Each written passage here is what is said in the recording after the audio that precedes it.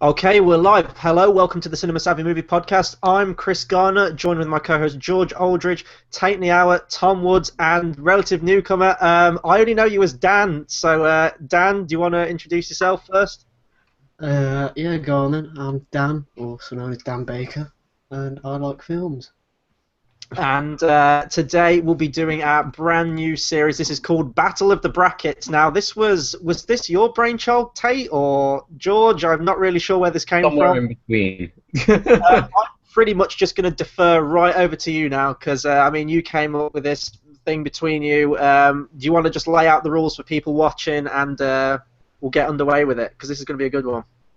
Okay, ladies and gentlemen, so today we are going to be battling through argumentation, that is the art of arguing, what we think is the greatest TV moment of all time. Now, from this, we have picked 4 TV moments each between us. That's me, Tom, George, Chris. And what's going to happen is we've made a bracket, which is basically a competition-styled format where team, like the TV moments, will face off against each other, and then we will argue for and against which one we think is better. And then at the end of the round, we will have people voting to see which one goes through to the next round, and so on and so on and so on until we're left with 2 left standing. We have 5 minutes to argue between the 2 matchups that we will have, and then after those 5 minutes, the 2 people who don't have a item nominated in that one series will have to vote. And then if the vote doesn't work out well, so say Tom voted and Chris voted once for me, once for George, then in the end we will end up with a tie. That's where we have Dan, who will be our tiebreaker person today to decide which one is the better one for the greatest TV moment of all time. So I say we get right into it with round 1. What do you guys reckon? Yeah, so... Oh, go on, George. My screen should be sharing the kind of bracket. Yeah. You guys can all see it. At the top we have something new. We have 4 house symbols. On the top left is House Niawa, which is Tate's lion heritage. That's all I've called it. From there you've got House Aldridge, which is mine, because we have 2 bulldogs, and that's going to destroy them based on that picture. We have Chris House Garner, which is the guitar, and then we have House Woods, which is something I've never seen before, which is an origami-esque unicorn. I don't know where that's from. Blade Runner, man! Blade Runner, come on! Blade Runner, come on! This always happens. But anyway, so as you can see on the bracket it's put on, our first round picks, we have spoilers alerts, but massive spoiler alerts. Oh, yeah.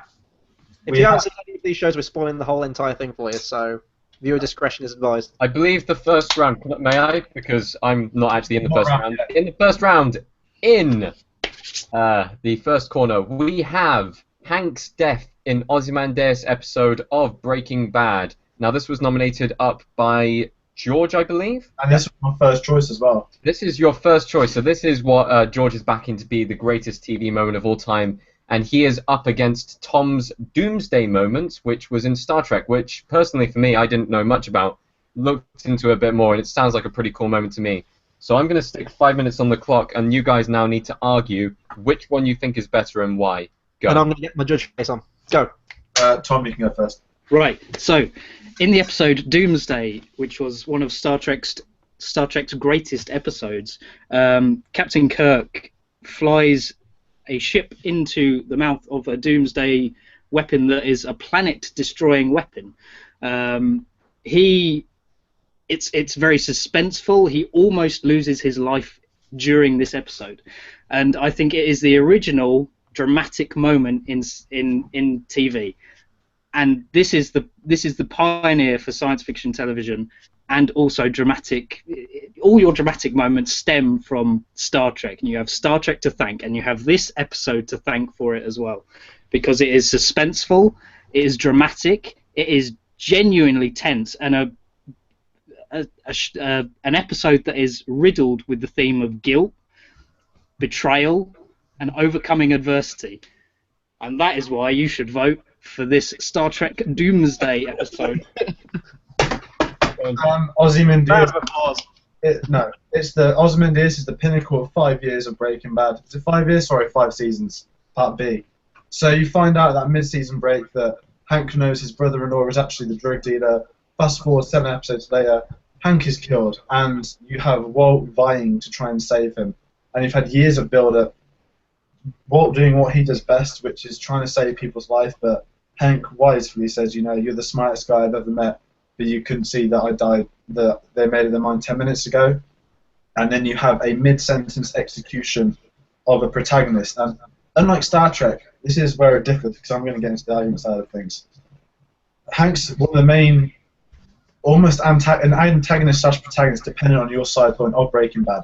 And then you have to look at the angle that in Star Trek, I believe it was a new captain they introduced that killed himself for the better of it. It had far more impact to the viewer, just like Hank did, because you've known him for 5 years. He'd been around from the beginning, you thought he'd make it to the end, he died an episode before the end. The equivalent of Hank dying would have been in Star Trek, I don't know, a Klingon killing Spock. Maybe not Spock, but one of the main crew. And Ozymandias is that everyone reacted ridiculously to it. You didn't think they'd actually kill him, and they did. And it left everyone shocked. Yes, but I would argue that that is only one specific moment in an episode that all round is just a bit mediocre. Ozymandias is the highest rated Breaking Bad episode. It's directed by Rian Johnson, who is now directing Star Wars Episode 8. It's far from mediocre. I believe it's the third highest episode rated on IMDb, behind Battle of the Bastards and the season 6 finale. But in Star Trek, you have more thematic relevance to it than Breaking Bad. Yes, you have great characters, but it's the themes and ideas that resonate more in that one particular moment of Star Trek than I think the entirety of Breaking Bad. It's more a character show than it is a thematic show. And if you're going on themes and dramatic tension and storytelling ideas, this is the best moment in TV history, not the best thematic moment in TV history. Yes, but it still relates. It still relates. This is one of the best endings to a drama I've ever seen. Whereas, if you were to get best sci-fi moments of history, this is far from the top. Okay, right. Here's one. You need to watch the entirety of Breaking Bad to get to know what is going on at that particular point. Star Trek, you can jump straight into an episode and still get the ideas and themes that resonate from it. Yes, Got you on the ropes, George. You've seen loads of other programs. A captain sacrificing themselves for the better of the world. I've seen that in Star Wars. I've seen that in Star Trek there. You see that in almost anything you watch. There's a sacrifice. Captain goes down with the ship that happened in the Titanic. That's Pirates of the Caribbean. Pirates of the Caribbean, yes, Chris, you shouldn't be getting involved. That's wrong. Sorry. No, and you talk about thematic ideas. It's character ideas, and this is the best moment. That moment has a reaction because people get hooked on Breaking Bad to get to the end of it. Has anyone? They've got to trudge through 2 seasons of pretty boring stuff before they reach the meat of the story. Whereas Star Trek, you can jump straight into it. Yeah, but Let George have his say. Let George have his say. Star Trek is more famous as a film franchise than a TV series nowadays. Sorry? What? I didn't quite hear that. It became more successful in the past 10 years than it did 50 years ago. And you can argue without Star Wars, Star Trek was dead. They resurrected Star Trek because of films. 3, 2, 1, and stop. Okay, that was brutal. That was a hell of a first round, guys. I don't know. Well done, guys. Commend you guys. That was brilliant. That was pretty level pegging all the way through, I would say. That was just like you were taking one punch, then boom, you just bring it right back with another one. May I start? Go for it. I'm voting Tom, and there is a reason why. I haven't watched Star Trek. I'm not a Trekkie fan. I've seen Breaking Bad. I watched it all the way through that series. I watched this small moment in Star Trek and didn't think much of it. But the way that Tom was able to explain why he felt that it was an important moment in TV history, and I do believe so, that is an important moment.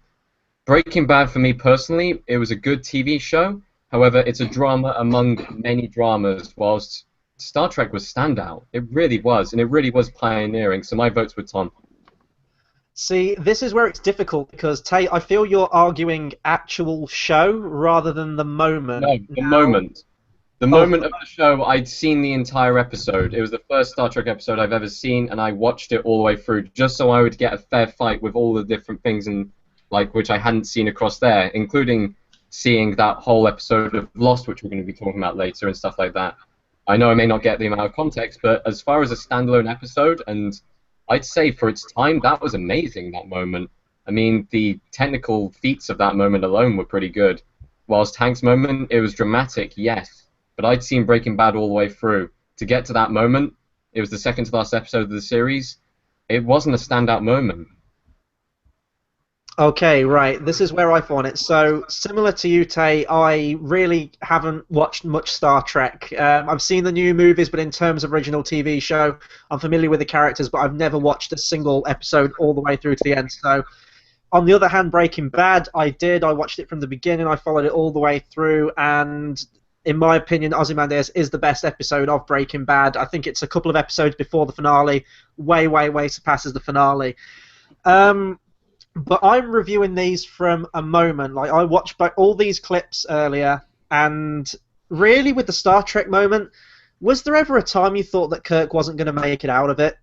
Like, really? I mean, he's the main character in the series. He's the classic sort of rebel kind of character. He's going to get out of it. He's going to find a way out of it. He's like Batman in the 60s show. There's always a way out of it. Whereas, on the other hand, Breaking Bad, what was great about that scene was, and it's probably one of the greatest moments of tension building I've ever seen in anything before, you knew that Hank wasn't going to make it out of that from the beginning of that scene. And I think he says in it, he already made up his mind 10 minutes ago. And it's this heartbreaking moment. You've followed this character of Hank all the way from Series 1 up until this point, and you know that this is his farewell, and the scene like goes on and on and on, the tension builds, and you don't want him to go, and ultimately it culminates in that finale, and that reaction shot of Heisenberg afterwards is amazing. So I'm going to give the vote to George on this one. Okay, so we have a tie here, which means that we will refer to our third judge, Dan. Dan, where do you fall? Wow, very good fight between you two. Like yourselves, I've watched Breaking Bad from the beginning all the way through, and I'll agree that it was a good moment. It was a shocking moment. I mean, you've all said that you think Hank's going to last till the very end, and then just a few episodes before he's dead. But Star Trek, it was.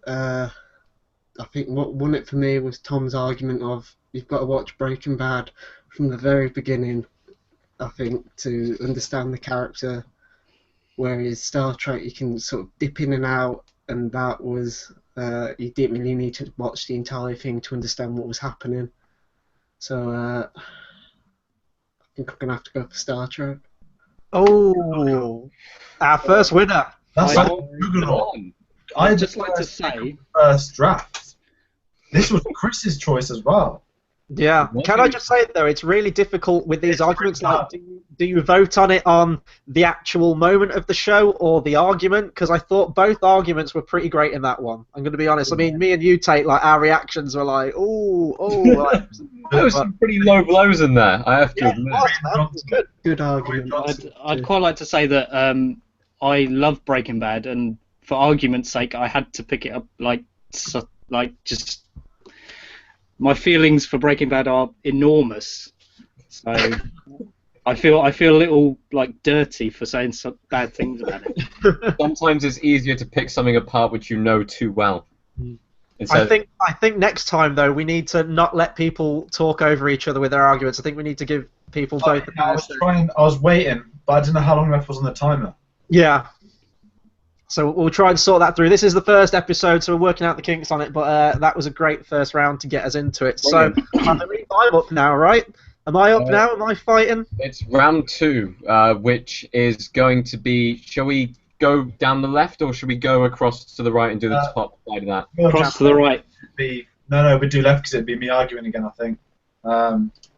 So what we have next is Chris versus Tate, and did we make it clear about the draft pick? So Hank was my first choice, and that Star Trek moment was Tom's fourth, which makes it even more of a... Which is actually quite embarrassed now. That was the one I didn't think was going to just...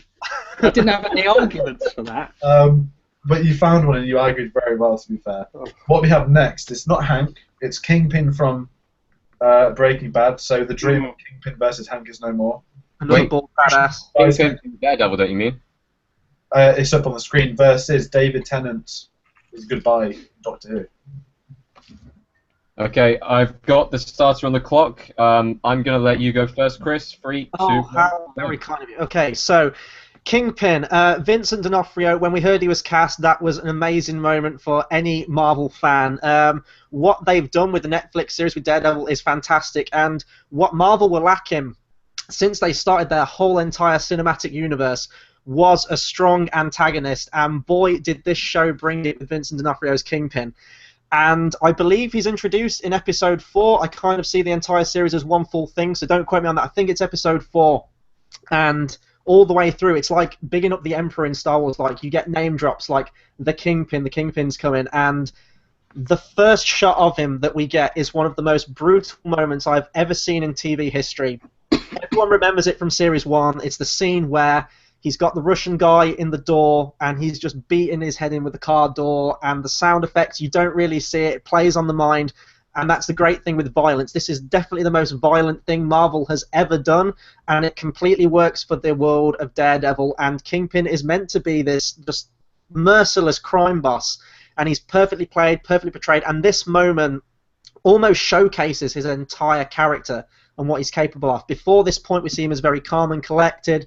He's very methodical, but here it's just like the pin drops, and he just goes insane, and he's just unstoppable. Chris, I have seen worse than The Sopranos.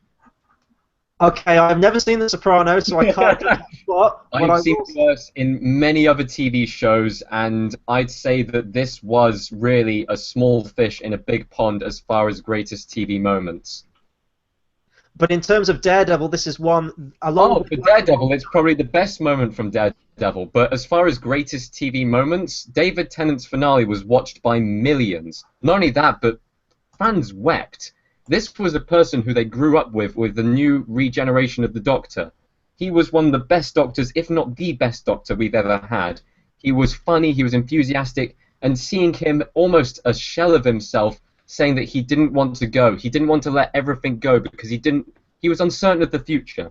At that point, we hadn't had a connection with a TV character at that time. For a lot of people, he was their hero of their childhoods, and seeing David Tennant in this key role bow out in such a dramatic and amazing way, with him visiting all of his past friends, all of his past heroes, tying off his loose ends, was so well done, and is commended on every single level. As far as Daredevil is concerned, it may not even be the best Marvel show here. For a lot of people, it isn't. Doctor Who is a popular sci-fi show, especially for the modern audience, and this is one of those standout moments from that show. Kingpin, Daredevil, the guy gets his head crushed in by a car. That's it. It's the first thing you see of him. It's not the greatest TV moment by a long shot. However, Doctor Who's moment could easily be. But it's such an amazing moment to introduce the characters, Kingpin. What was David Tennant's first scene in Doctor Who? It was, oh yeah, let's go to Barcelona, and he's like lost a hand. We're not talking about the first scene. Okay, well let me talk about the final scene then, Tate. Let me talk about the final scene. So with Doctor Who, it's an immensely convoluted series. I don't care what anyone says. You can be the die-hard Doctor Who fan you want, but that show is convoluted as hell. And every Doctor incarnation we have, we know that he's got unlimited amount of regeneration, so there's never any dramatic tension when the dramatic tension isn't with... We all know that he's going to survive this. It's just that he won't be the same, and it's the uncertainty of that. And I'm sure that we'll all agree here, Matt Smith was definitely a downgrade off David Tennant. And that uncertainty, growing up with this person for 4, 5 seasons, going through all these companions that we loved, he was such a well-done Doctor, and that moment where he had to bow out and he was struggling his way to the TARDIS and he said, I don't want to go, and you could see him welling up, you could see fans at home welling up. That moment will be remembered by everyone who watched that scene.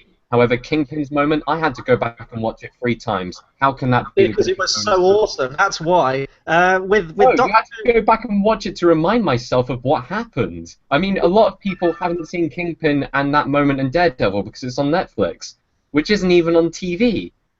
And also, it's one of the most highly just recommended and voted Netflix shows out there. So I don't know what the hell you're talking about when you say you don't think it's one of the best Marvel series out there. It is. No, I'm saying it is debatable. It is debatable within its own universe to be the best Marvel series. I know a couple of people who prefer, believe it or not, Agents of S.H.I.E.L.D. I personally Well, prefer. then they're fucking idiots because Daredevil blows it out of the goddamn water. Daredevil is one of the most perfect, just well-rounded, well-written shows I've ever seen That's it. in my 5 minutes. life. Done. That's it. Done. 5 minutes. Okay, boom. People vote. Shall I go first? I want to say there's no nice way of. Well, no, there is a nice way of saying it. I thought Chris defended very well on a choice that was a bit, to me, not the best scene of Daredevil to be the best moment in TV history. And I'm not the biggest Whovian. I know there's 2 of you in this chat. Oh, sorry. I lost this one, haven't I? I was a massive Doctor Who fan. And I left the show when Tennant did. 2 minutes of Matt Smith summed up for me. So my vote goes to Chris. You thought well, but I think Tate was always winning that. That's fair enough. Okay. I'm going to have to go with Chris, and my reasons for it are because for a very extremely cathartic moment, it is exceptional, and what a way to introduce a character. Also, I think that in terms of developing a character further than just being the big bad, you really see his violence in it. Doctor Who, I hate to say this, but I hate it. And I hated the ending to David Tennant because I just hate the show in general. So that's why I'm going to pick... That's a very biased reason, Tom, but thank you. Dan, it's down to you again. Oh, the Whovian. Damn it. Well, again, good arguments, and I agree that Daredevil, it was a great way to introduce the character. A brutal scene, you've not seen it anywhere else in the Marvel Cinematic Universe or Netflix universe. Doctor Who, it's it was an emotional scene, end of an era, not just in David Tennant leaving, but the final scene in the TARDIS, changes. The writer, he leaves after that one. It's a difficult one. I'm going to have to go gut feeling. I'm going to go Doctor Who. Oh, okay. You know what? I'm not even mad because I cried at that finale as well. If you guys have the screen, I don't know if it's cheating that I had done this early, but there we go so far. The bald guys are out. Damn it. The bold bowl is no longer on. Okay, so we'll move on to... Are we going to go across now to the right, or are we going to go down again? Should we go down again? Let's go down again. Okay, so the next battle, I can't introduce because I'm in it. I'm in it too, so who wants to introduce it? Right, I will. So I'll put it back on the screen share. This is kind of my job now. I feel valued as a human being. We've got the moment hard home from season 5, episode 8 of Game of Thrones, aka Swordfest, and we have the season finale of Sherlock season 2, where Benedict Cumberbatch supposedly commits suicide off the top of a roof. To be decided a year and a half later if they're going to keep bringing back to life or not, but they did. But yes, this is Tate's first choice. This is my first choice versus Chris's. First choice versus Chris's fourth. Which is a very strong fourth choice, I'm going to say, just beforehand. So the battle should commence. Tate, you have the timer. Yep, I'm ready. You can go first on this one. Cool. Yep. And go. And then the dead rises. I'm sorry, but Hard Home was a shocking moment. It was phenomenal. It was filmed like a movie, which you never see in TV. It was amazing to see the budget going into it. It was amazing to see the actors working through that scene, and just everything about that whole scene. I'm pretty sure that all of us here were happy to see that scene. I've heard all of you talk about this scene being amazing on the podcast before, and we refer to it every single time we go back, like, about Game of Thrones. Every now and then we'll go, oh yeah, Hardhome, amazing scene, probably the best scene, actually no, the best scene in Series 5 by a long shot. It was the first Game of Thrones episode to make a 9.9, wasn't it? It was, until recently, the highest rated episode of Game of Thrones, purely because of that. It was cinematic, the music, the fighting, the choreography, the cinematography, the makeup and art, everything about that scene of 20 minutes of Jon saving the wildlings from Hardhome made that moment phenomenal. Sherlock Holmes, all I have to say about that argument was, Season 3, Episode 1, how did he survive that fall? What was that? Okay, that was left open to interpretation. Right, I'm going to go to Hardhome. I think one of the only reasons that people single out this moment is because it's a great moment in just an awful series. Series 5 of Game of Thrones was the absolute pits. So the only reason that this is somewhat semi-decent is because it's surrounded by complete and utter shit. When you break it down, yes, just visually it was great, and for a TV show what they were capable of doing was phenomenal, but ultimately it's just a zombie attack. It's just an extended action sequence, and yes, it can be filmed great, yes, it can be stylized great, but that's all it is. It's just action, and I'm going to be honest, I watched it once when it came out, and I haven't gone back and watched Season 5 at all, including Hardhome. Whereas Sherlock Holmes, for me, it's one of the best BBC series out there, and this was the culmination. This is what we wanted to see. It's based on the Reichenbach Fall, which is arguably, behind Band of the Baskervilles, one of the most famous Sherlock Holmes books out there, one of the most famous stories. It is Sherlock Holmes against his arch-nemesis in their climactic battle, the Reichenbach Fall. And what is fantastic about the Sherlock series in general is how they're able to take these old stories and modernize them, and how they modernize this one was fantastic. And when we were first introduced into Moriarty in Series 1, he was kind of weird, we didn't really get him, but he really just bought it in this episode. He was fantastic. The music, how it built, and it was also the emotional connection really coming to head with this one with Watson and Sherlock. And those last few lines they deliver together at the end of Series 2 are heartbreaking, and it's probably my favourite episode. Way more watchable than Hardhome, which is just some okay zombie action. Hardhome isn't just some okay zombie action. The ramifications of this scene is, oh no, there is a threat. Before then, there wasn't really a threat in Game of Thrones from the north. People thought, oh yeah, the wildlings, they're a bit of a threat. They attacked the wall in the previous series. They're a bit of a threat. Now they're trying to work with the wildlings because there's something even greater, and it will play into the larger part of Game of Thrones in the end. But we're not talking about that. We're talking about greatest TV moment. And TV has been aspiring to take things from the big screen to the small screen, make films watchable in your homes through entertainment in shorter slots. For example, Game of Thrones, which has taken the hour format and had this phenomenal episode with, take away the rest of the episode, just the final 20 minutes. That battle scene... That's it. That's just all you've got. That's what we're talking about. We're not talking about the best episode. We're talking about the moment. Okay, let's talk about Game of Thrones then. I would argue that Hardhome isn't even in the top 10 of best moments of Game of Thrones. For example, Season 6... opening. We know you're lying here, so you can't do that. What? But seriously, we know you're lying about that because we all know that you like Hardhome. But Hardhome as a moment was a lot more impactful than Sherlock Holmes, as far to a wider audience, and the way that it left people watching, I was in stunned silence. I really was, and a great TV moment should do that. Sherlock Holmes, I was like, oh, that's a pretty cool ending.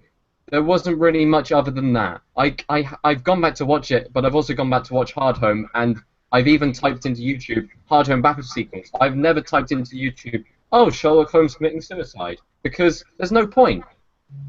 Action spectacle is great, but from a TV show, I want character. I want just this journey that the characters have gone on, and the Reichenbach Fall is the culmination of two fantastic... Are we talking about the episode here, or are we talking about just that moment at the end? We're talking about the episode because the whole entire episode builds with the rivalry between Sherlock and Moriarty. And this is the best TV moment, and stop. Okay. So. Right. We have to be friends again now. Do you want to start, George, or shall I? No, it's just Dan starts because it's I'm saying it's a lot of pressure because he's tie-breaking everything. Is that cool? Yeah, Dan can start. Go for it. Right, I'm going to admit something here. I've only watched 2 episodes of Game of Thrones. Ever. So we just spoiled the whole thing. I'm so sorry. But Sherlock, I've watched all of them. And Sherlock was a bit difficult because like 30 seconds after he fell, it showed him standing next to a tree. You knew he was going to be back. You never really thought, oh, is he dead? You knew instantly that he was going to be coming back. I watched the Hard Home thingy, whatever, and I had no idea what was going on. But it was a good battle scene. So I'm not sure. I'm probably going to have to go for Game of Thrones just because I thought it was more visually interesting. There was a lot more stuff going on. It's so dense. Everything has so much going on. Yeah. That's cool. That's cool. Chris isn't salty at all. I'm just a chill guy, you know. Just whatever. Right. So, me or you, George? Who's Tom, going to you be first. this? Okay. It's going to have to go to a decider again because I'm voting Sherlock. The reason being is I will agree with Chris that in the fact that it is just a zombie attack, and Sherlock, the end that ending to Sherlock is very emotional. It's very punchy, and it does keep you. I know the fact that 30 seconds afterwards he stands by a tree and that's it, but it's what Sherlock's death leaves a mark on the characters, and that's kind of where I'm going with my decision. How it leaves the characters feeling at the end, and I know the feeling of Game of Thrones Hard Home, the ending to Hard Home is very downbeat. It's a bit melancholy, but I just like the mystery surrounding the end of Sherlock. How did he survive that? So I'm going to go Sherlock. Season 3 ruins that, though. Yeah, but that's irrelevant. Completely irrelevant. Right. So I'm not going to say it yet. I'm going to delay it for dramatic purposes. I've seen all of Sherlock. I've seen all of Game of Thrones. I know season 5 of Game of Thrones was not great. I know that season 3 of Sherlock was awful, and I despise the repercussions of what happened at the end of series 2. So I'm in the perfect place to talk this one. So I went to the arguments, and Tate made the point of, says everything there is to come is in there, and also the point that Sherlock, season 3 does dampen it because it was a fantastic moment. The Sherlock killing scene. I remember watching it, I was a bit like, but then. Which is what we're voting on, right? The moment. Yeah, not the entire episode, Chris. And yeah, it was the moment. So I only looked at Hard Home, the actual 20 minutes Savage scene, and the Sherlock jumping off, blah blah blah. But I know both of them well enough. I think argument-wise, Tate made the stronger case for Hard Home. He also mentioned not the mise en scene, but sort of the technical stuff with it. But for me, the selling point was, the repercussions of it, where the threat was there, saying, the wildlings were against the I forgot the name, the wall people. I don't know how I've forgotten their names. That's really embarrassing. That's it, the Night's Watch. The fact they had to team up, that was a stronger argument. Chris, you didn't mention Watson or the threat that Moriarty had on the... I mentioned Watson. I did mention Watson. The old lady that lives in the house as well. I said it builds on enough the the culmination of their friend. Whatever. I'm not even mad. I'm standing through Hard Home. I do like Sherlock, but that's the argument perspective from a standpoint. Hard Home is better than 99% of climaxes on films, high budget films too. So yeah, I'm standing through Hard Home. As Tate impersonating the guy. But yeah, no, King with a shimmy. that's it. Okay, so we're now on to round. I feel like I've stabbed one of you in the back, but I haven't. We're now on to round 4, which will almost bring us to the halfway point where we'll kind of show you again the bracket with who's gone through on one side of the draw. Okay, so for this round, I believe it's Tom versus George. Now, this is going to be the X-Files Beyond the Sea episode with the psychic talk between Scully and a psychic in that episode, and Cartman from South Park feeding Scott Tenorman, well, Scott Tenorman's parents to Scott Tenorman in a very Ira-esque way, very similar to Game of Thrones, but done before Game of Thrones way. 5 minutes on the clock. Go. Tom, do you want to go first, or shall I? Yes. Okay, so The X-Files, probably the greatest science fiction television show ever created, and my personal favourite television show of all time. This moment, for me, is one of the best because how it develops the characters within the context of the show. So established previously was the fact that Mulder is the believer, Scully is the skeptic. But what we get here is a role reversal, which will become prominent later on. But the start of this shows signs of a role reversal within Scully's character. And the idea that she can communicate with her deceased father, who dies at the beginning of the episode, is mind-blowing. It changes her perspective on everything that she believes as a skeptic. And Mulder is turned into the skeptical one in this sequence. And I think that role reversal is key to why I think this is one of the best sort of TV moments, because of how it deals with its characters. And yes, it's probably not the best X-Files episode, I'll admit that, but in terms of the way it culminates into believer versus skeptic and that role reversal is why I'm picking it. Okay, I picked South Park. It's one of the best shows of all time. It's got better as it's gone older, which is very rare. Cartman is one of the utter bastards of television. He is up there with the Ramsay Boltons. He's up there with the Walter Blades. He's up there with Kingpin. In this moment, you've got a bloke that's picked on him. Across school, he's just bullied him. He's embarrassed him. So Cartman deviates his mind and has this kid's parents shot dead, and he takes their bodies and he cuts them up and he puts them into a bowl of chili to feed to someone as revenge. And let's say this is in the 1990s. Game of Thrones did this in 2016 and was considered a big deal.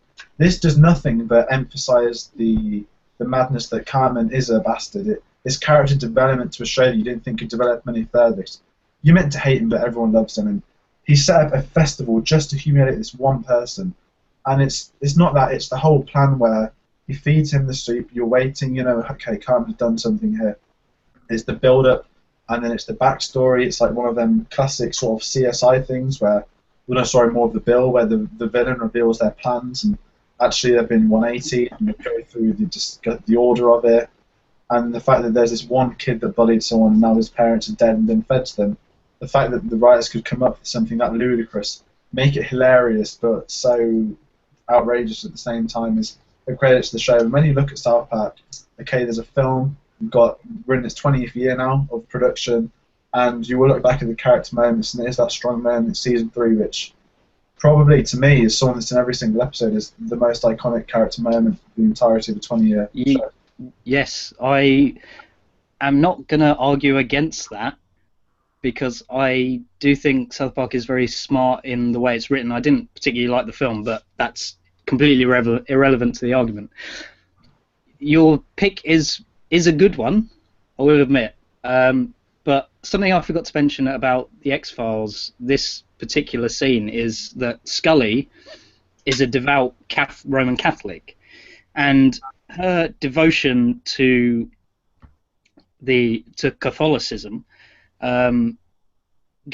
sometimes gets in the way of her skepticism, and that is very prominent here as well. Is that her religious beliefs overpower her need to analyze things in a logical manner. So I won't particularly argue against yours, George, but I think in terms of a better character moments, nothing kind of beats this than Are you finished, or? I Yeah. disagree. I think with X-Files, I mean, I'm just going to say it probably loses me. I've never seen an episode. I don't intend on watching it. It's not my type of thing at all. But I'd never heard of that until you said it. No one's ever spoke of the X-Files. You think of South Park. Scott Tenorman Must Die is always on the top 5 lists of any South Park episode moment, character moments, whereas we had to find the episode and get to the exact minute to find out what this was, and no one else has heard it anywhere. Whereas you think to Cartman and go, oh, yeah, that's the one where he fed that kid's parents. Most people have heard of that moment. Whereas X-Files, in terms of one of the great TV moments, that's a great. Oh. I feel like you were building up to a climax there. Let me finish the sentence. Ooh, keep it clean, Tate. I can finish the sentence if you want us to do it. No. I feel It's a great moment. You have to Google. cut them off, so I feel like we need to cut this one off as well. Yeah. I'm gonna let Chris vote first.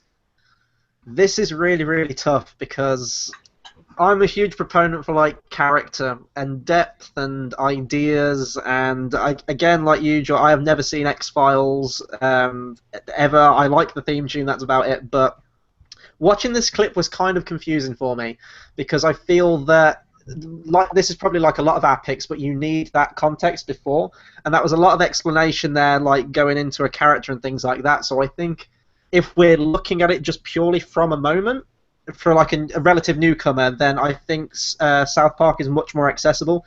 And George is kind of right that it is an iconic moment of South Park. So it's really tough because do I go for just like general comedic moment, or do I go through a scene that's, you know, just wrapped in character and ideas and things like that?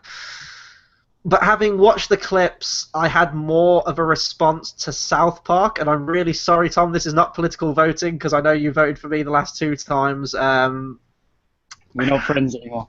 I think I've got to go with Scott Tenorman Must Die, because it's just the way that Cartman delivers it. Like, it's almost like an Agatha Christie, how I did the murder at the end. That it, Well, no, yeah, I can't even be mad for that. It is a genuinely funny moment, and you know, you can't argue against South Park. So. We're all so nice on this, aren't we, today? We're not filled with hatred or. Yeah, that's because we picked a nice thing. If this was a normal Chris one, we'd all be hating. Oh yeah. Yeah. Okay, Right, Dan, your choice. Yeah. South Park. Reasons. We must have reasons. It was just a ludicrous thing that only South Park can get away with. I think something's happening, but I don't think anyone would expect it to go that far. I just thought it was funny, and I've not really watched the X-Files, so I did find a lot of that really confusing when I did watch the clips. Yeah. Okay. I will say it was kind of cool seeing Brad Dourif in something though. You are missing out on probably one of the greatest science fiction television shows ever created. But I will. Hold on, is that including the reboot? Well, actually, it was season 10, so technically it wasn't a reboot. It was an extension of the previous season. And Tom, South Park. Yeah, it's South Park. You know, Um, you just I'm got to say that, and then you win. Okay. So Yeah, that is the end of the first half of the bracket, and we already have 2 of our semi-finals lined up. We have Star Trek Doomsday versus David Tennant's finale in Doctor Who. I've actually got to argue that now. No, we got in there, but we got to do the other half of the bracket. We've got Hard Home versus South Park, which has to. That's One of the most mismatched things I've ever seen. Okay, so we are now going up into the top right hand of the bracket, and we're going to have in Chris's corner, we've got Penny's phone call from Lost, and in George's corner, we have the Friends finale. Now, this was Chris's number 1 pick and George's number 4 pick. So, are you ready? Go. Chris, go. Am I going first? Okay. Well, it's kind of awesome that we've got these 2 paired up because they are 2 moments of love. And I'm just going to jump into my argument for Penny's phone call. again, with our arguments before, you kind of need the whole build-up before to this moment, because Desmond and Penny's relationship is one of the most turbulent and just genuine, heartfelt moments in all of Lost. And this, I think a lot of people would agree that The Constant, which is in season 4, is one of the best episodes, but this moment just cements that in people's minds. The way it's edited, I mean, we talked about Hardhome with just visuals and stuff like that, but in terms of editing, and me personally as an editor, I love to see how these scenes are just played off each other.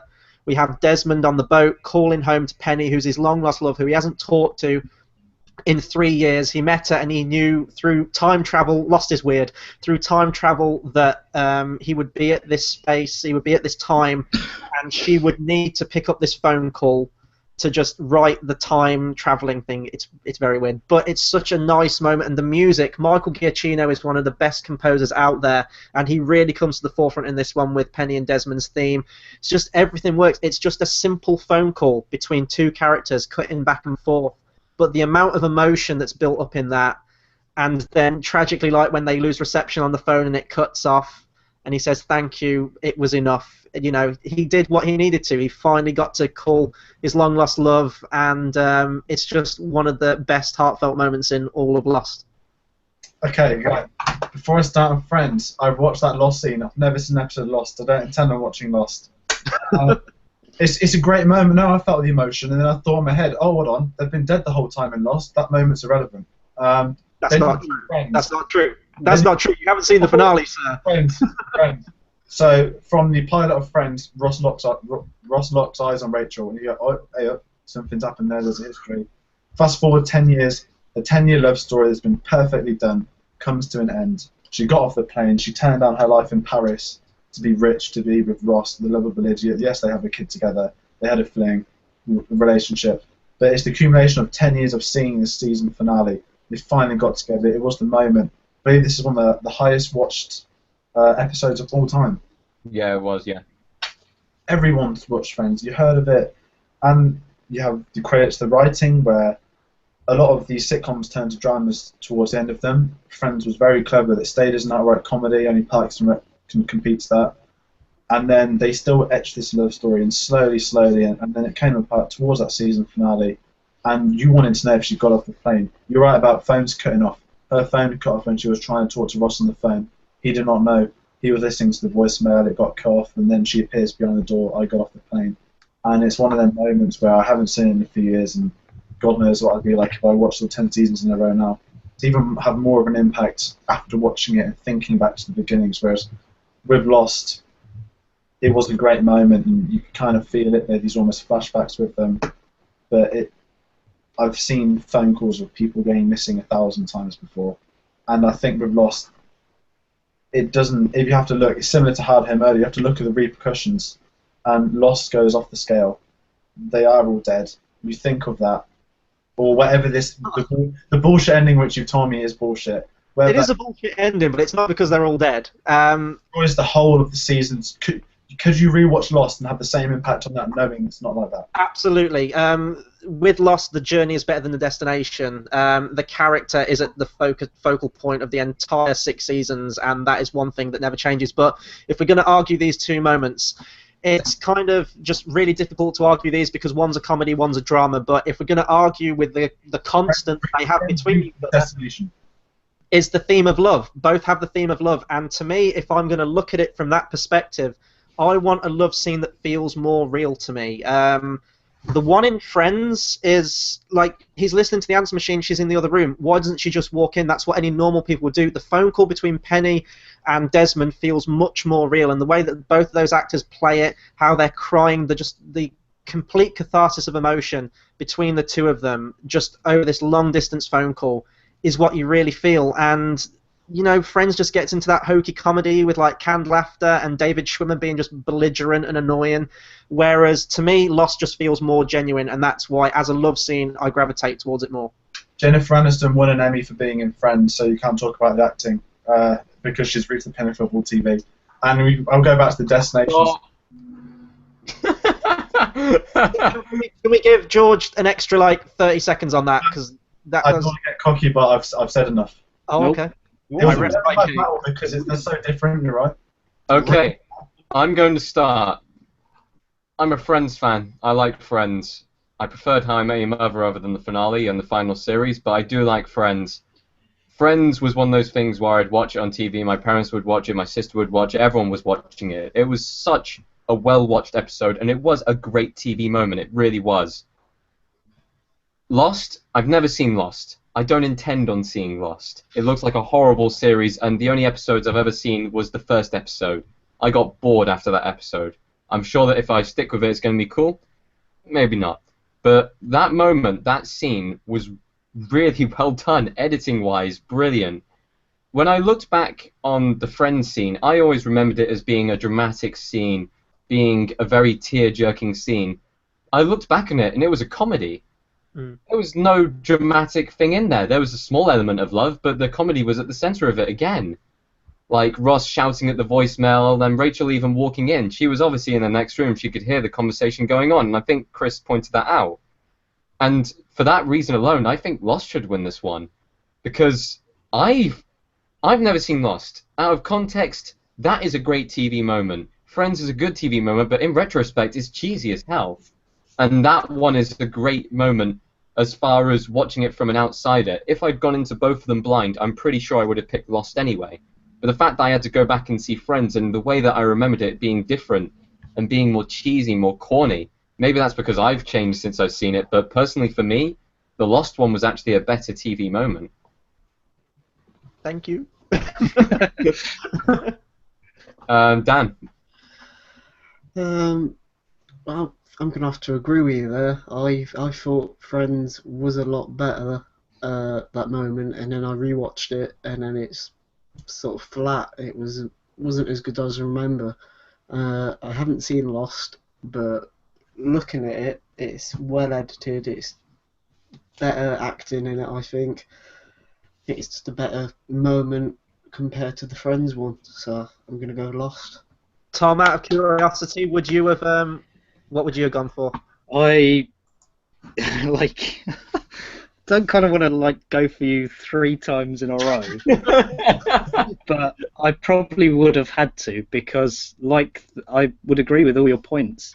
It's felt very staged, the Friends. It felt as if the laugh track sort of got in the way of the drama for me, and it wasn't as emotionally punchy as Lost was the Lost moment. So I actually have 1 point on the board now, which is rather nice, considering late starter in this tournament. But I might put it back. I think everyone now has a point on the board, I think. Yeah. That was a hard battle. I mean, Yeah. a sitcom versus a drama. I mean, TV's just so broad, isn't it? I mean, I've said this before. We've got cartoon, we've got comedy, drama, there's just sci-fi. There's so much. There really is. Makes So it's it difficult to point to. Okay, who wants to introduce this one, because I'm in it? It's me and Do Tom. you have the graphic up? Yeah, I'll introduce, because I screen share, it always pops up on mine. Yeah, sure. So we have, I would just say that last round, Friends was my 4th choice, Lost was Chris' first. So I think put up a good fight for a 4th place team. Anyway, we have Tate's 2nd choice, I think, Yeah. versus Tom's 3rd, and I'm calling it Futurama Bowl, because Futurama Bowl.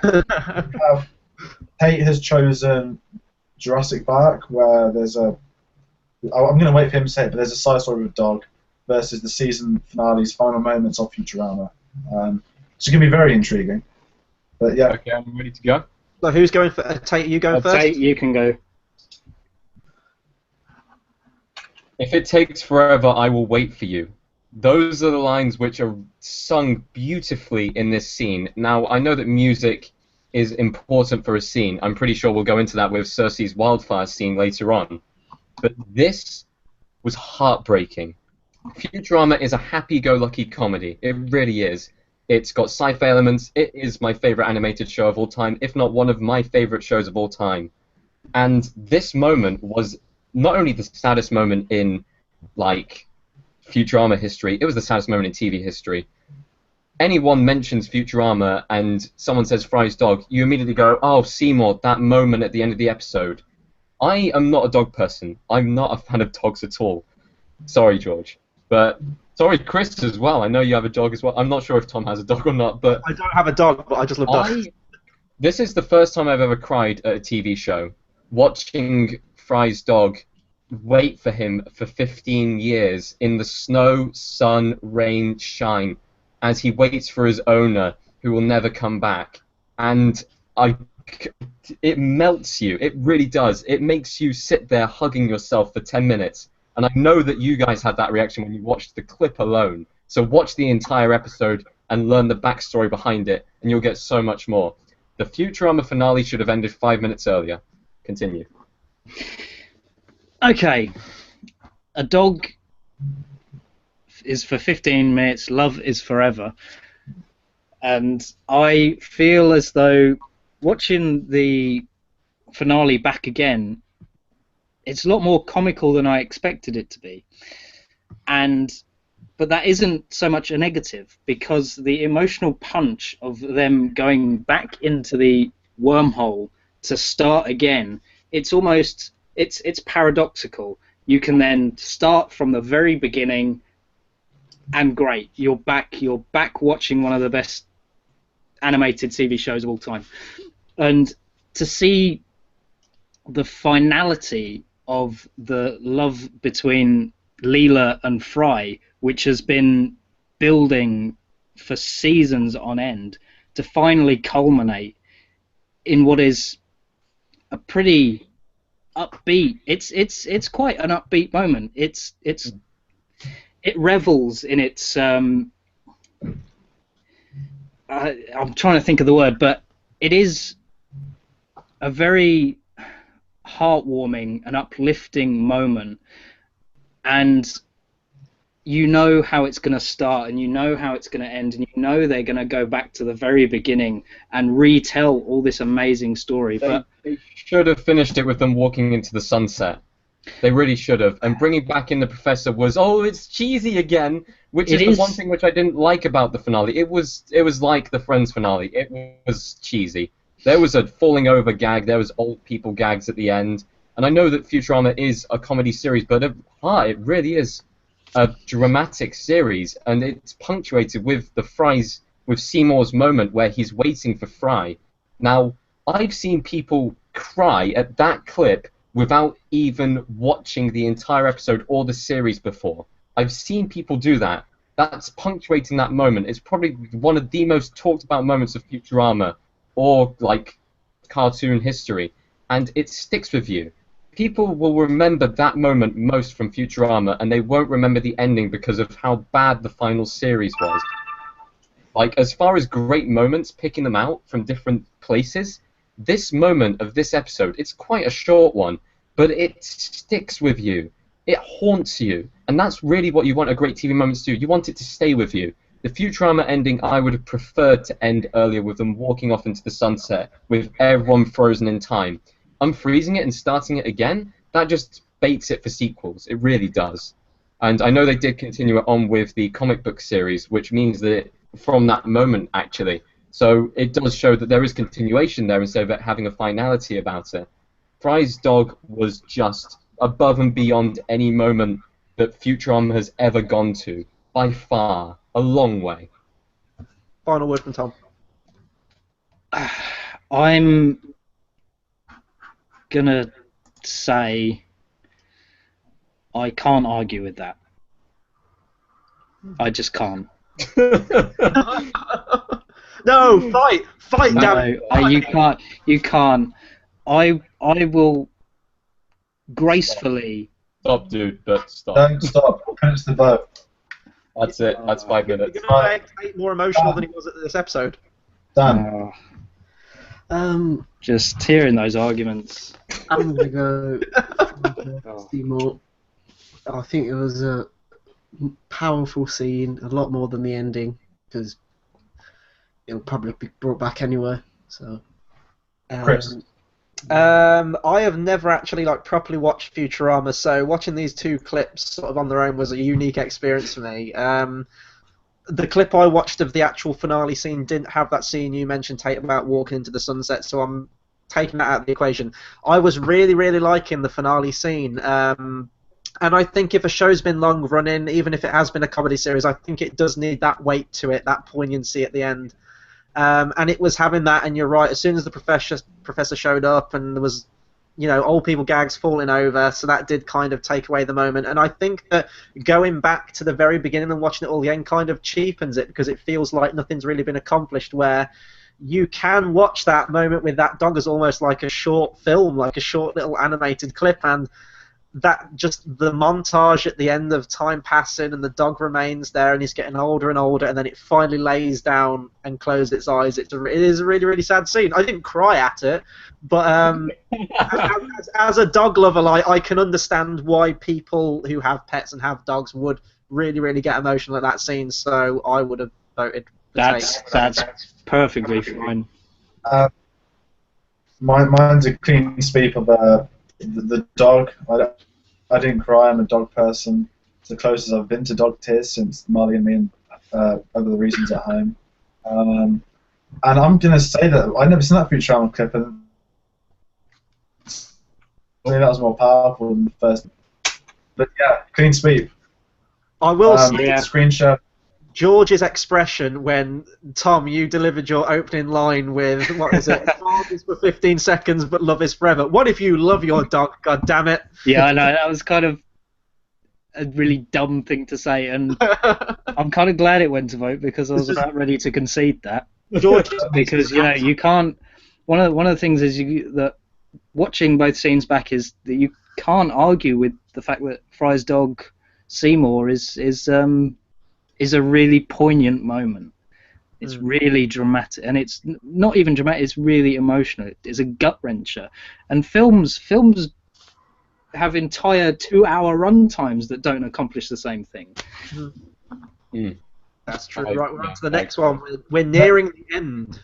The next round is... This is Tate. The next round. I'm in this one, so I can't introduce it. Do you want to introduce... Alright, okay, I'll introduce. So Tom's second choice, which I believe... No, my first. Oh, where's Your it? first. Is it? Oh yeah, sorry, no, it is, of course it is. This is Tom's first choice, which is a speech in Battlestar Galactica by a man's name who I've forgotten, versus... Lee Adama. Sorry, I looked at it, but I didn't, remember his name. Versus a scene from Faulty Towers, which is don't mention the Germans. Yes. So I'm gonna. I'll let Tom go on this one. But yeah, I'm gonna turn off the screen share now. I'm only talking, so you lot can keep looking. Are Okay, you Tom, ready? You're going Yeah. first. And Okay. Go. So, Battlestar Galactica, this is a phenomenal television science fiction drama. This moment at the end of season 3 is the culmination of years of distraught, characters, tension within the last fleet in the entire universe, the last human fleet, and it is a culmination of everything these characters feel put onto one man who they want to kill because he's done such terrible things. But the speech is just so powerful that you really, even out of context, you know the drama when watching this. It is perfectly summed up in this one little bit. Even if you haven't watched an episode of Battlestar Galactica, things are laid out for you that you can watch this clip and really feel the characters' motivations and their arguments. And I just think it is it is probably my favourite bit in the entire show, of exceptional moments. And I believe that it leaves me speechless every time I even watch it, because moments like that and great speeches will always get someone pumped.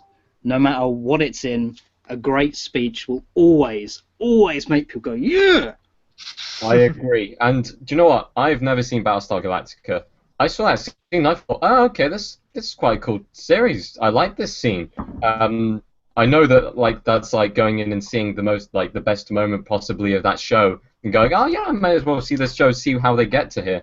And I'm not arguing that there isn't a good scene. However, as far as Battlestar Galactica, I know it's got a huge fan base, but we've already had Doctor Who, we've already had Star Trek, we've already had Futurama, and arguably they are three better sci-fi TV shows with three better moments already. No. We've now got the greatest moment possibly in British comedy with the Goose Step Walk done in Fawlty Towers, and believe me, you go back to that episode, you mentioned Fawlty Towers, you mentioned the character of Basil Fawlty, you even mentioned John Cleese, and people go, oh, the Germans, and that entire thing. It was so non-PC, and it was so brilliantly done. It was so well done, and you laugh at it every single time you see it, and that is a brilliant, poignant moment, not in British TV history, world TV history for comedy. And it is by far probably the most iconic comedy moment from that generation and from kind of British television. I would completely disagree with that. It's funny, yeah, but it isn't really that funny, to be honest. I've seen funnier things like in the sewers. I mean, That's an interesting analogy. Okay. to be honest, I don't to watching it back, I didn't have the same response as I did with the Battlestar Galactica. It got me pumped, but it was kind of just, it wasn't even the best moment in comedy. I honestly don't know what you're talking about. Will remember Basil Fawlty's Goose Step. They have since the episode aired. I've never heard of Leo Dharma's speech until you mentioned it. I'm Now pretty you sure have. that all of us And you here thought it was would have heard awesome. of that TV moment until you mentioned it. Basil Fawlty's Don't Mention the War, and that whole comedy sequence, speaking to the Germans, serving them food, going off, doing the walk, coming back, and then the hotel inspector coming in, everything happened in that scene. It's just classic situation comedy for its time, and resonates through time. People will still watch Fawlty Towers on whether it's gold, whether it's DVD. Battlestar Galactica, I've had friends who've talked about it before. I've never heard them talk about this moment. I've even asked them, hey, what was the best moment? And they haven't said about this moment at all.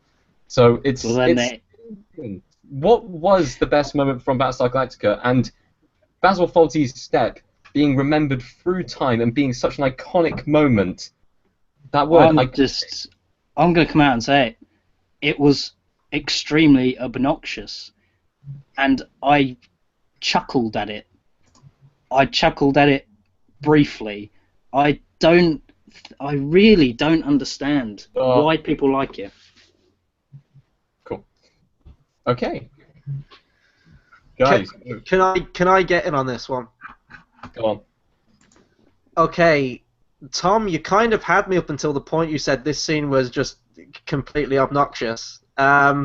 This one, out of all the categories we had, if I was going to be voting on one, this was the absolute toughest one for me because Tom actually recommended Battlestar Galactica to me when we was at uni, and he lent me all the DVD box sets, and I watched it beginning to end. And apart from the finale, it suffers from one of those really underwhelming finales. It is one of, trust me, it is one of the best sci-fi series. It is one of the best TV series you will ever watch. Trust me on that. And season 3 is the best season, and this is arguably one of probably the most iconic, and just how the whole series is built up to this one moment. And I watched this scene again earlier, and right after this scene finished on YouTube, I was like, you know what? I really need to get buying some Battlestar Galactica and rewatching this show. It just completely got me invested, and Tom, you were right, completely got me pumped. However, I don't think you offered enough reasons as to why Fawlty Towers isn't as good. I mean, Tate had all these examples. I mean, you see it on any comedy countdown, BBC comedy, or just comedy in general. It's always, always up there. And I just felt like your argument was that, oh, it's not very good because I don't like it. I don't think you offered enough reasons for it. Yeah. I was kind of on your side there with Battlestar Galactica, but because I was going to argue against Tate's with that there's other moments with every single scene that Manuel's getting beaten on. The scene where he beats his car with the branch, that's probably slightly more iconic, I would say, than the German scene, or the moose head, for example. But I'm looking at my Fawlty Towers box set right there on my shelf. It is from that time of comedy, just in my opinion, the best time of comedy in British comedy history, where it was kind of not very PC. And sadly, I think that's a style of comedy that's kind of gone away now. And I'd like to see it come back.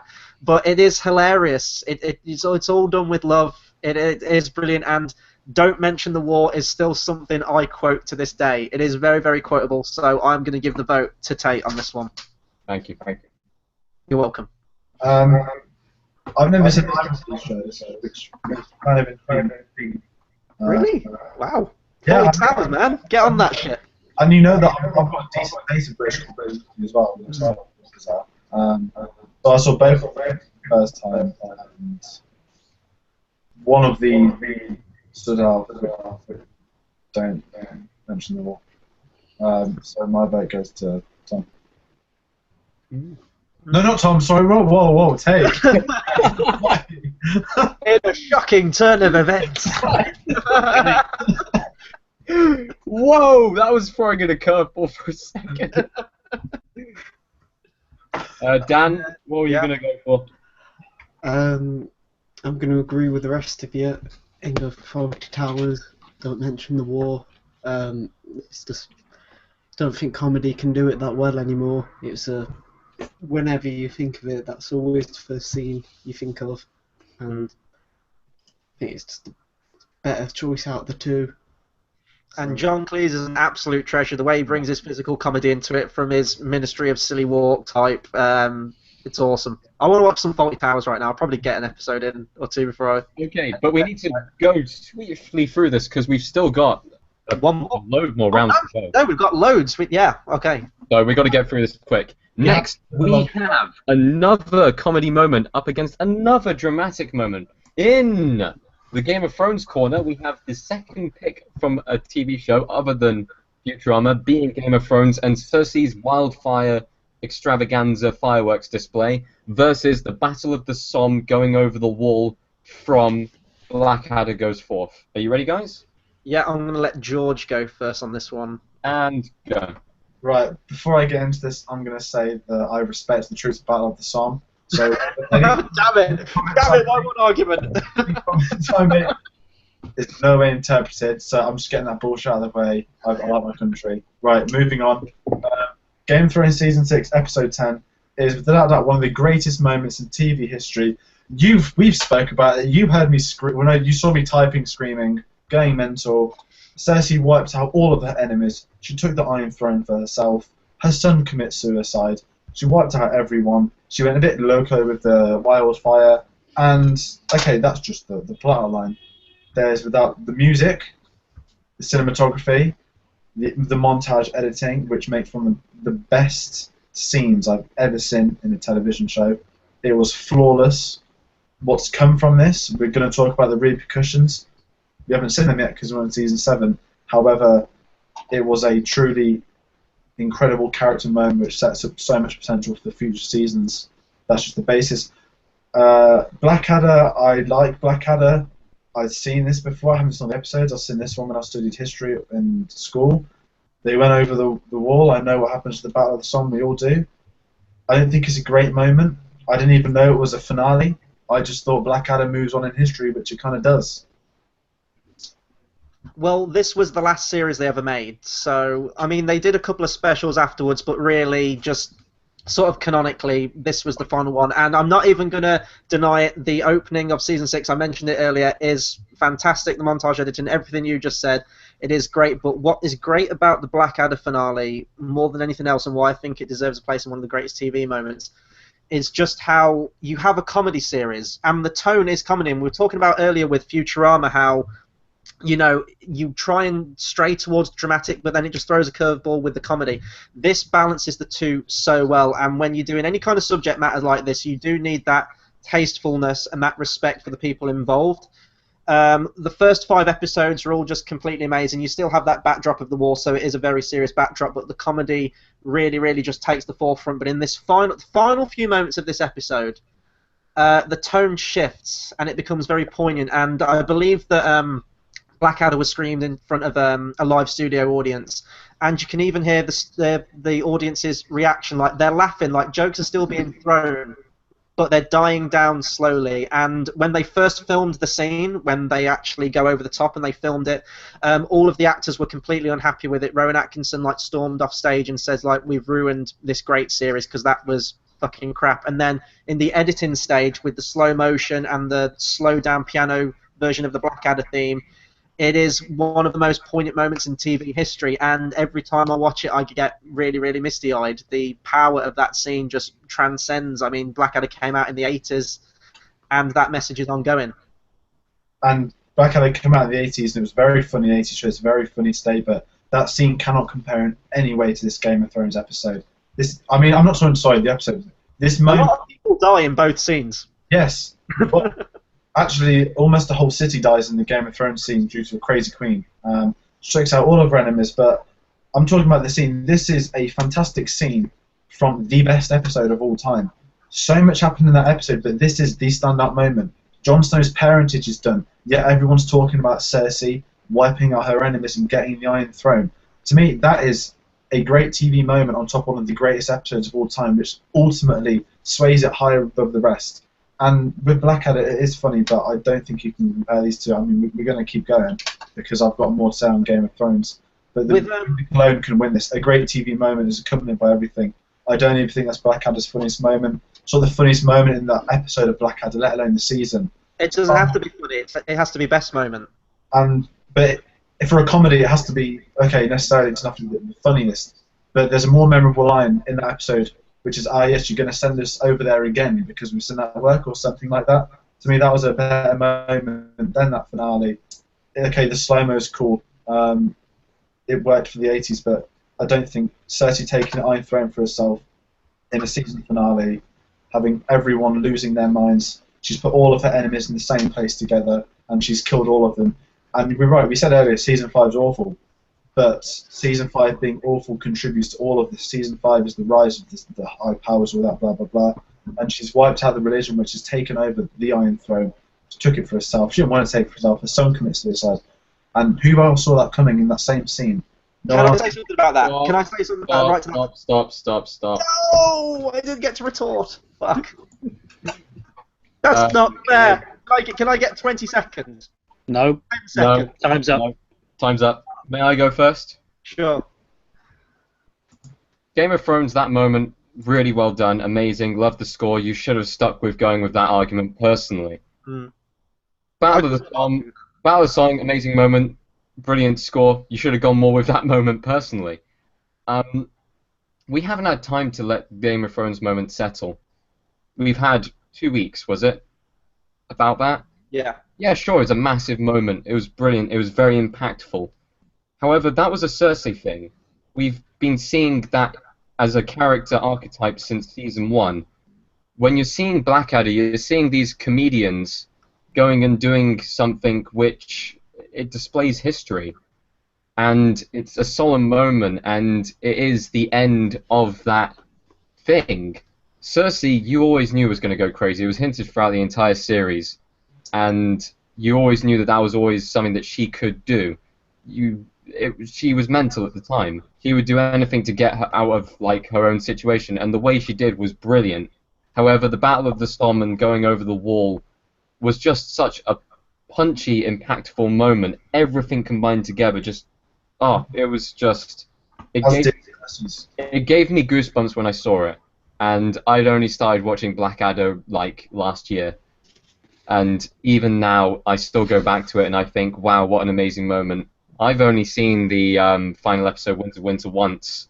That moment was cool, and yeah, sure, you see loads of parodies of it online, and that's the only way I've actually seen that moment otherwise done, as a parody. It's not the greatest moment of TV history if it's, well, it could be if it's parodied all the time, but the Battle of the Somme moment was it was well done, it was beautiful, which is why I'm going with Battle of the Somme. Yeah. Okay. Who's who? I think it should be Dan. You can go. Ooh. I'm probably gonna make a few enemies here, but I'm gonna have to agree with you. I think it's one of those icon Blackadder, that going over the top scene. It's one of the most iconic moments out of the entire series and possibly in comedy altogether. Whereas it's just another Game of Thrones moment, really. You always knew that was going to happen, right from the 2 episodes I've ever watched. I knew that was going to happen.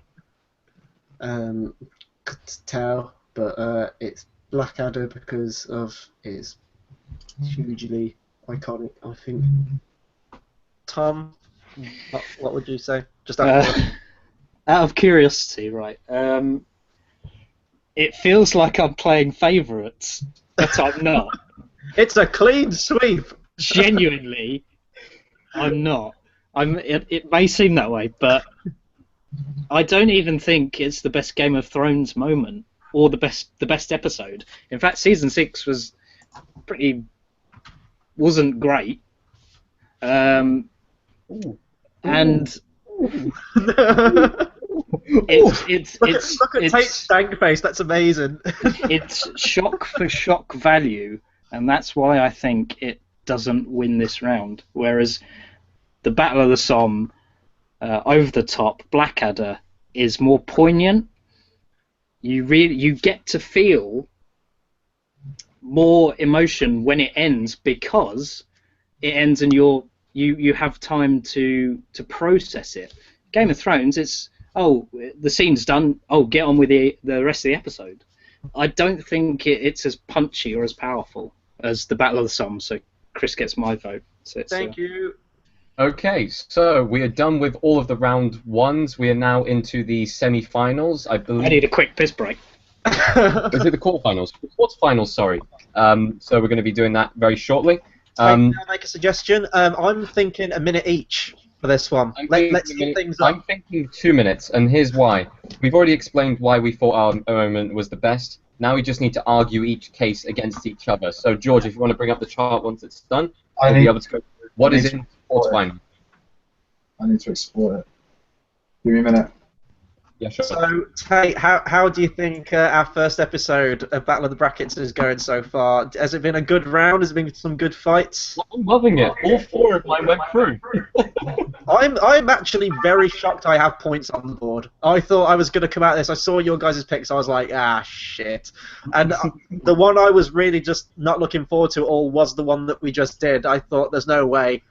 When I saw that I'd been paired up with that moment, I was like, there's no way, because I love that moment, and it is one of the best moments in TV history, and it is one of the best moments in Game of Thrones. It hasn't had time to settle at all. I agree. And the sort of retort, I know it's moot now, but the point I was going to make was that we see all this stuff be planned off screen, so it is kind of what Tom was saying, like the shock value, like just because we hadn't really had any natural build-up to the events of that.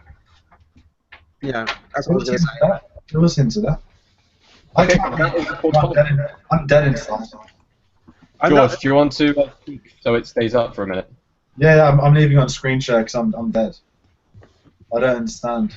Oh, George, you're out. You've got you got South Park. You got South Park. Oh yeah, you've got South Park in. Yeah. And I thought I had the strongest draft. That's what we all kind of thought as well. Apparently I did, because I've got all 4 through.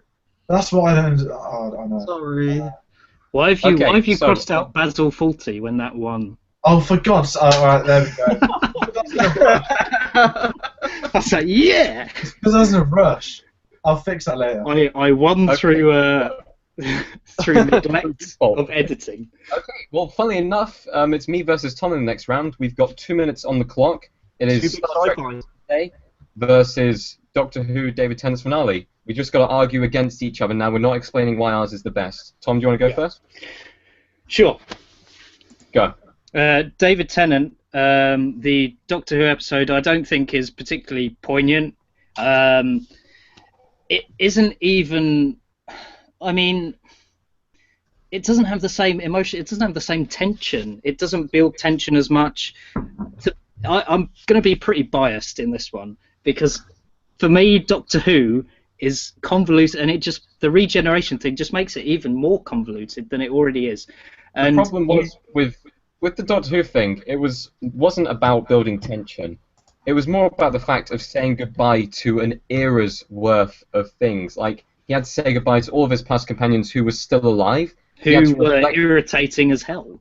reflect on his decisions that he's made over the last few seasons and how that's ended up where he is. The people who he's hurt, the people who have hurt him, and it all comes together in a moment where he decides that he doesn't want to go, but he has no choice. He is going against his will. Star Trek's moment, we know Kirk's going to get out of there. We know the Doctor's going to get out of this one. However, Kirk's moment was based on tension, which would never be there because we all know he's going to survive. David Tennant's wasn't based on tension. It was based on emotion, based on saying goodbye to a character that you fell in love with and it not being the same. But what if you're... There are loads of moments. What if you're someone who never fell in love with the character? For that moment to be the best, I know I'm being extremely biased, and I don't really want to be, but for me, I really just don't like the writing in Doctor Who, and it's far too sentimental for its own good. And I just think that you know he's going to be fine at the... Yes, he's going to change. He's going to change into different Doctor. Did your character change between the two scenes? No, because the beauty of Star Trek and the beauty of that... Sorry. I think Tate had more time in that discussion. Yeah, Tom, I'll give you... I think we need like 2 minutes each, or like a minute each, equal time. Tom, go ahead. So for my last point is that Star Trek is... Yeah, yes, you know Kirk's going to get out of it, but it's the tension that builds beforehand, and the tension of the episode and that moment. If you've never watched Star Trek before, that moment is tense, and it's one of those shows where it restarts the next episode. But for individual moments, I think it is powerful, and it's also very dramatic. And like I said, I keep using the word tense, and I think if you're going on tense, Alfred Hitchcock, the master of tension, would be proud of Star Trek that particular moment. Okay, guys, time to vote. George, do you want to get in the vote on this one? Kind of. I'm making this clear. So the quarterfinals are you voting against the other person. So So you're voting against, so you're basically slagging off theirs. Yeah, I'm just making this sure so the vote's fair. Right.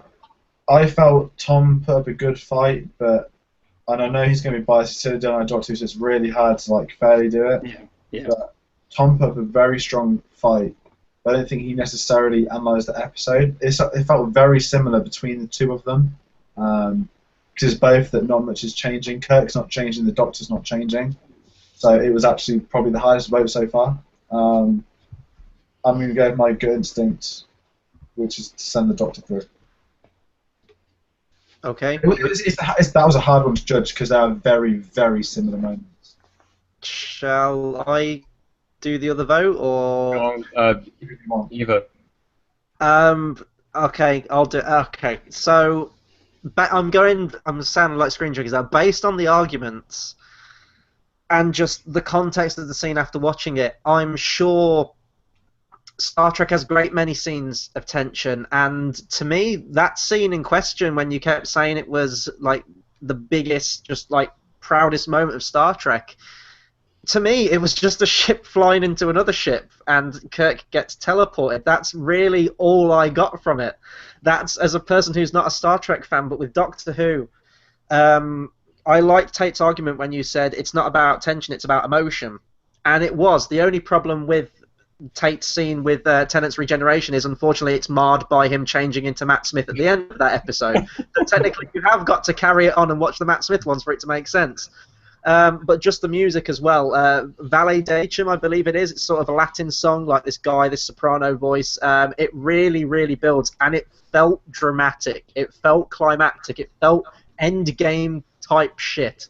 And we were saying bye to Russell T Davies as well, and he brought all the characters back. It may have dragged on a bit too long. It kind of suffered from Return of the King syndrome, perhaps, although I love Return of the King. But just the multiple endings, it may have gone on a bit too long. But I thought it was a fitting farewell for David Tennant, even though he came back for like little specials and the 50th anniversary and things like that.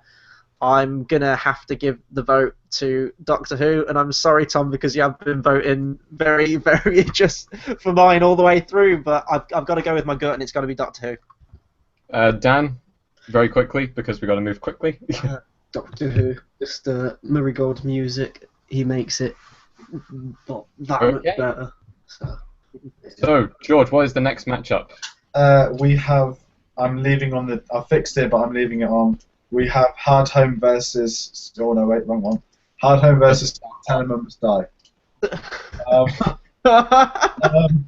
Can I say these final matchups are absolutely great? I've just looked at them all. Comedy's doing very well. Can I start this or are you? You can start this. Go ahead. Go. Hard Home isn't the best moment in Game of Thrones history, let alone the greatest moment of TV history. The best moment. Huh? You thought Cersei's wildfire moment was, didn't you? I know, you guys didn't, but I'd say Ned Stark's... Did it each remember? Ned Stark's execution of Red Wedding were both better than Hard Home. I do like Hard Home, and I think you've got to look towards it as well, where Hard Home, as Chris said earlier, it was the best moment of an average season. I'll say average, not awful, because Season 6 rectified some of it, and I think you can look to character moments, and that's not even Jon Snow's finest moment in the entirety of the 6 seasons so far, plus what's to come. Whereas you can look at South... Oh no, we're not arguing for us, are we? You have a go. I'm not arguing for it. You can argue anything, really, but to be honest, my argument is going to be greatest TV moment. That moment where the White Walker basically, the Night's King, raises up the dead and shows them what the real threat is. It really puts things into perspective. South Park, you knew he was a bastard. This just kind of confirmed things. This moment in Game of Thrones changes the game. How? It just reiterates the game. No butting in. No butting in. It's a minute each.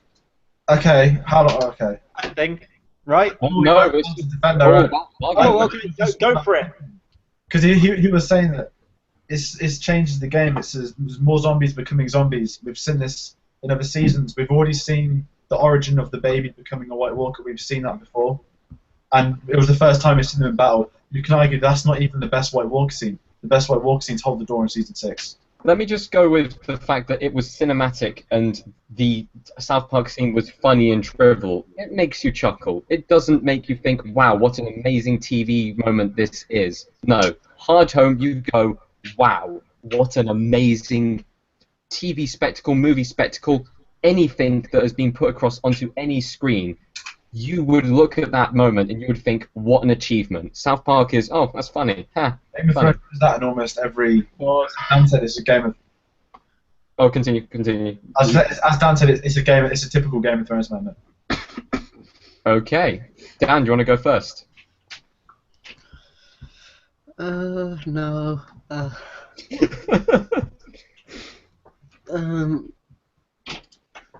It's difficult. It's weird round, this one. I think I'm gonna have to vote through Game of Thrones because it's South Park. You knew he was going to be an arsehole to everyone. It's a very funny moment, but I just don't think it's the greatest TV moment. Whereas Game of Thrones, it was a lot better, I thought. Okay, Chris or Tom, either of you? Who wants to take this one? Chris. Because I've actually watched Game of Thrones, Tom. Hey. But you stopped watching it, so again, with the arguments, I agree that South Park is a very funny moment, but Tate kind of won me over with that line where he said that you can look at the Hard Home scene and look at it from just a spectacle and just the effort that went into it, the stunt work, the cinematography, how it was staged, the props, everything. And you can take that moment out and hold that up and say, this is what TV can, what has been achieved by TV now, what we're up against, this is the standard. Whereas, you're right, that moment in South Park is a great moment, it's one of the best moments in South Park, but it is ultimately just one funny moment as opposed to something that's greater and just can be held up as one of the greatest moments in Game of Thrones, I would say, in terms of a spectacle. So my vote goes for Tate's pick of Hard Home. Tom? I was going to pick Hard Home as well. Awesome. Let's be, I'd like to hear. South Park wasn't going to beat Hard Home, was it? No. Give me a minute, I'll have the bracket updated. There would have been a riot. Okay, someone introduce the next round because I'm in every round. Oh my The graphic up. I mean, that sets up a semi-final where I've got to argue against myself. This one I'm absolutely dreading. I'm not gonna lie. This one is gonna be tough. It is. What is it? It's the phone call on Lost versus the dog from Futurama. And Tate, I'm gonna let you go first on this one. Okay. I'm gonna be gentlemanly and let you go first. Okay, let me start. Go. Fry's dog moment in Futurama is not just a moment that transcends like comedy. It doesn't transcend cartoons. People look at that moment and they just think that is telling a story. You even said it yourself. It's like watching a short film. Penny's phone call is also like watching a short film, but you have to watch through so many series of Lost to gain the backstory on this. This moment you could watch on its own and it would be a TV spectacle. You could just tune on the TV. In Lost, you wouldn't know what was happening. You'd be like, oh, the guy's calling his girlfriend. I didn't know without the backstory. I just thought he was calling his wife and he hadn't seen her on the island or something like that. With Fry's dog, you know that he's been left behind. You know that Fry is possibly never coming back and will never come back. And you see him rest and lie down, and your whole body starts to cry. Whilst with Penny's phone call, it's well shot, it's well done, but taken out of context, it's a nothing scene. You get nothing from that. You seem like you're backtracking on your own comments towards that scene earlier, and I would argue against your point saying that you don't get everything you need to from the scene. I think you get absolutely everything. They say in the scene that they haven't seen each other for 3 years, that Desmond's gone missing, she can't find him, she's been trying to find him since then, and that they'll find each other eventually. Desmond's the main guy in it. She says his name like 100 times in the scene. I think that you're just way, way off base on that, saying that you can't get everything from the scene. And just looking at it from a scene in general, you've got soundtrack, you've got just editing, you've got all the just structural points of a great, great scene and a great shot all together. The emotion comes through. You said yourself earlier, you've never watched Lost, you're never going to watch Lost, but this was a great scene on its own. It was a good scene. It was a good scene on its own, but without context, it's useless. I would also argue with Futurama with this context. Without context, you see Fry's dog and you think he's been left behind. That's so sad. With this one, it's like, oh, he hasn't seen his wife in a while. And I'm so sad because of that. I think that the scene, well, this just goes with any series, but I think the scene you're talking about doesn't have all that backstory. If we'd had like a nice montage with Fry with his dog, I think that would have reinforced it. There was in the episode. Yeah, well, and stop. We're talking about scene. Yeah. Ooh. Okay. Tom, go first. I'm going to say it was tough. The arguments were very good, and I think you both brought up valid points about context. If I'm going with, I'm going to have to stick to what I picked the first time around, which is the Penny phone call, even though they are really, really difficult to choose from. And it is kind of a mismatched pairing as well. But yeah, I'm going to have to Penny's phone call. George? I'm going with my gut, which is the dog scene. I think takes it again, you know, being you can watch like a short film, it's an advantage. The context is very important to this argument because you kind of need it for that kick, whereas you don't in Futurama. Dan, cider. Ooh, I'm just gonna have to stick with my original and go with Fry's dog. Oh no! Penny's phone call, no! Reasons. I think just those moments you can easily understand the Fry's dog waiting for him, knowing that he'll probably never return. Whereas the Lost phone call, you think, wait, what's going on? So, Okay. Okay. I'll see you in another life, brother. I'm sorry. That's a Lost reference. Get ready. And now we're down to possibly the most awkward and interesting one. We've got the Battle of the Somme versus the Goose Step Walk of Faulty Towers. It wasn't planned, was it? Oh. I fear I'm on the wrong side of this conversation, but and we've just lost all our viewership for being too offensive. Are you ready? Am I going first on this one? You're going first on this one. Okay. And go. Okay, both are fantastic scenes in British comedy. I've said that in my points earlier, but I think that Blackadder trumps it because it is the end of a legacy. Blackadder had 4 seasons. We'd grown to love these characters, and I think that the war setting really helped this one because it is that enclosed space in the trenches, just all together. You'd still have Blackadder being sarcastic as hell, but in these last moments when he realizes just the severity of the situation, he's always put down Baldrick and everyone around him, but in that moment they are all as one. They are all equals, about to undergo this just tremendous just feat and just against the odds. And he chirps up a bit at the end, he says, "Good luck, everyone." And it's just a very human, very nice moment. There's no sarcasm to it. And that, to me, is why it trumps the Germans, which is a very funny scene, but ultimately it's kind of what we said with South Park. It's a very funny scene against Blackadder, which has been a funny scene and intermingles comedy, but also brings it round and brings in the dramatic for the emotional farewell to the end. With this one, it's very interesting because the "Don't Mention the War" thing, you hear people repeat it. You see people wearing T-shirts with it. With Blackadder, it was a very it was an offset series. It was popular at its time, and it's got some kind of cult status. However, not on the scale of Fawlty Towers. People have been watching Fawlty Towers moment, searching it up on YouTube for decades now. People go back to that moment. They think, "Oh my God, you remember that scene with Basil Fawlty and John Cleese?" And even with him advertising within his own stuff, like the Ministry of Silly Walks. I'm not sure what came first, but I'm pretty sure that this either inspired it or was inspired by it. Everything about his scene was phenomenal. People go back to that scene. People sometimes go back to the Somme one, especially with recent events. However, the Fawlty Towers scene, I still watch that episode and I still laugh out loud funny. I go back to the solemn episode of the Somme and I think that's quite sad, but I'm still chuckling at the Germans, and that's it. Basil Fawlty is a great scene, but as I said, there are other scenes from Fawlty Towers which I think... Oh, are we done? Are we done? Okay. Okay. Get ahead. Dan, you got this? It's a difficult one, this one. I'm going to have to go for Blackadder just because it's the end of an era. I think it's just end of an era. It's going to be better. Thanks, man.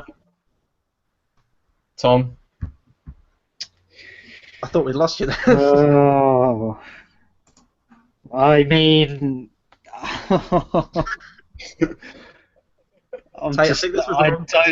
don't want to say it. I just don't want to say it. Difficult. It is very. We could put more pressure on you and let George vote. Yes, No, I would say let George vote first. George. Right, I'll give you reasons. I thought it was the Fawlty Towers was the funniest scene. Based off the arguments, which I tracked back to, Tate mainly argued Fawlty Towers was the show. He did mention the scene, but I felt Tate was arguing more for the show than the moment, and this is the greatest TV moment. And I'm not a bitter person because I could tactically send Tate through. But I'm sending Chris through because I thought he did win the argument. Okay, Tom, your vote doesn't matter anymore. You don't need to stress yourself. It would have been a whitewash. Okay, that's fine. Okay, so that leaves us with. Do we have an updated? Give me 20 seconds. We've got David Tennant's final moment, Hard Home, Fry's Dog, and the Battle of the Somme. So I got to argue against myself, or someone has to represent my argument. Who would you like to represent your argument? I'd do Hard Home. No, I would like Dan to represent the Doctor Who argument, as he is a Whovian, so I'm willing to go forward with that. Before we start this, can I show you the updated bracket, please? Yeah, sure, go for it. Right. As you can all should be seeing on the screen now, we have a very clustered semi-final. We have 2 squares on one side, which is really pissing the OCD me off. Two rather easy shapes above it. But yeah, there we go. Okay. Who's going first? Well, Well, it's between me and Dan. I'll let Dan go first because Dan hasn't really had a chance to argue yet. So we'll go forward with Dan arguing for Doctor Who, and myself arguing for Hard Home. Go. Okay. I'm stuck. Okay, well, I think this should be the greatest TV moment because his last line, "I don't want to go," that echoed around everyone who was watching it.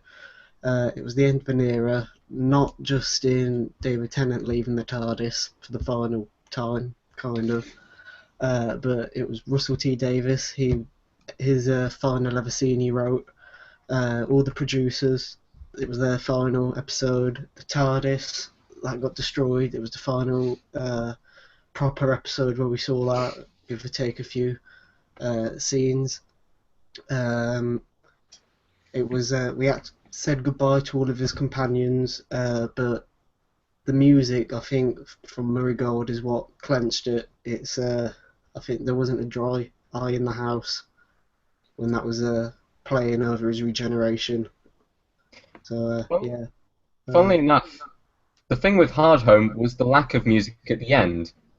The use of silence in film and TV is not often used, but is usually used to great effect. And the silence as he raises his hands and he commands the stage at that point. He commands the screen. Everyone has his eyes and attention on him. And I have to say, the effect that scene and the battle sequence that went before it, just the whole scope of everything about it, it was so well put together.